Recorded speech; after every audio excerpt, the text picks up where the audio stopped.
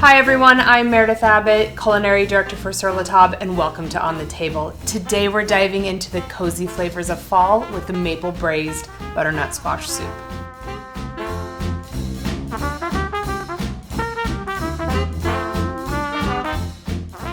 I'm ready to get started building my soup. I'm using a Dutch oven today. I'm going to preheat it with medium heat underneath it. Love a cast iron Dutch oven to make soup in. It retains its heat really well.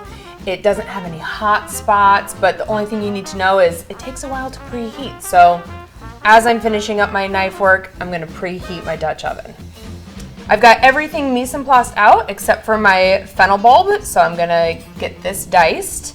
Fennel has a lovely licoricey flavor, and it just adds a little bit of depth to anything that it goes in. You can eat it raw, or today I'm cooking it. It's gonna build a nice base for all of these other sweet ingredients. I cut it in half, and now I'm going to remove the core with the tip of my knife, like that. Clean up the edge, and now I'm just going to dice these. Because this soup is pureed, I don't need my knife cuts to be exactly perfect, but it is good practice for them to be about the same size so that everything kind of cooks at the same rate. Like so. I can feel that my Dutch oven is warm, so I'm going to add my butter.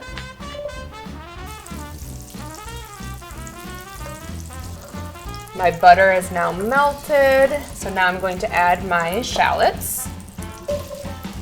I like to use shallots because the flavor of them is just a little bit more mild than a yellow onion.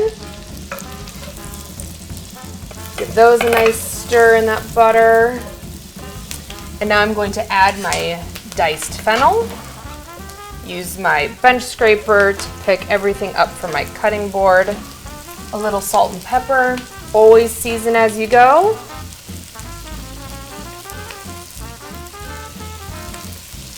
Give this a stir.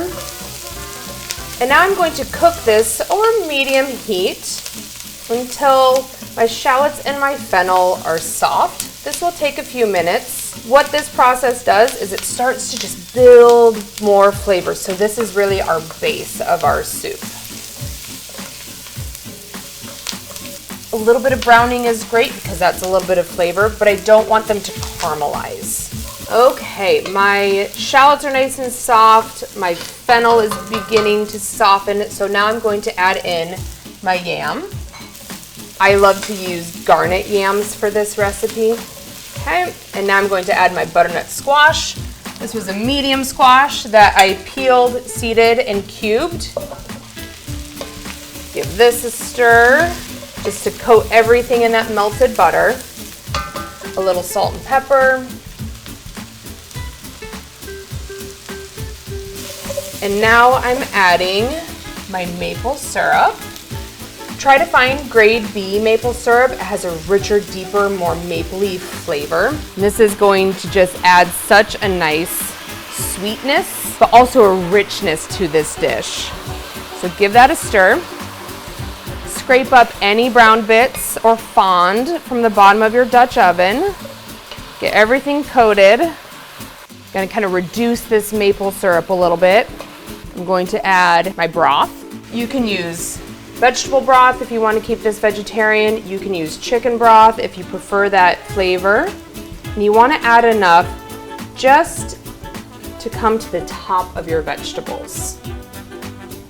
I'm going to drop in some aromatics. I have a bay leaf. I have some thyme sprigs. I'll just tuck those in. And then I'm going to grate a little bit of nutmeg over top. Nutmeg is kind of one of those quintessential warming spices. Go with as little or as much as you like. Give it a stir. I'm going to let this cook at a low simmer until my butternut squash and yams are nice and tender. It'll take about 25 to 30 minutes. It's been about 30 minutes. I can tell that my vegetables are nice and tender. So I'm going to pick out the thyme stems and the bay leaf. It's nice that they just floated to the top. Turn my heat off. To puree this soup, I'm going to be using a powerful high-speed immersion blender. I like using an immersion blender because then I don't have to lug out a blender, worry about venting the lid. It can all be done in one pot. So get this in.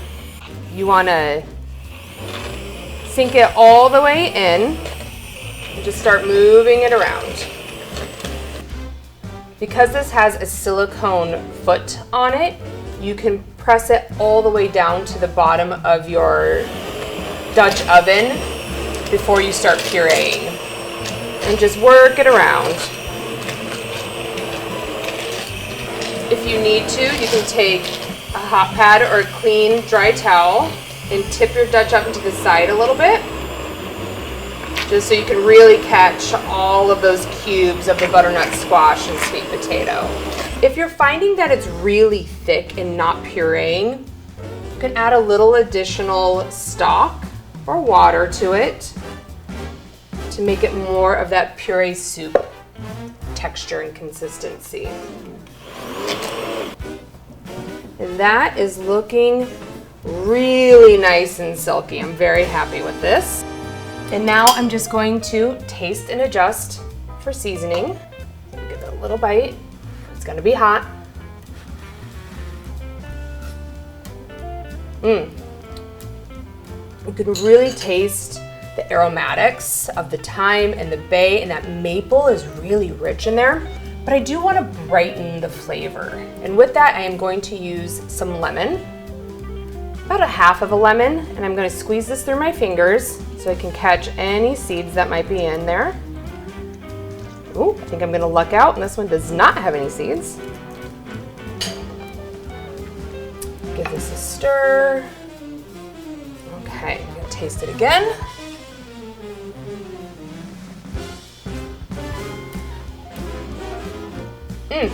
Nearly there. Bit more salt, just to really help bring all of those flavors together and brighten it up. Stir this in, and then I'm ready to serve. I'm gonna have a nice ladle. It's so silky, it's so thick and rich. This is a meal on its own. To serve it though, I do like to get a little fancy with it. Make your soup special. I have creme fraiche. This is nice and tangy and creamy. It's gonna balance out that butternut squash so nice. Giving myself a little like swirl. Some fresh thyme, because thyme was in this soup. I'm going to garnish with it. Just the colors alone scream fall. Now I'm going to try.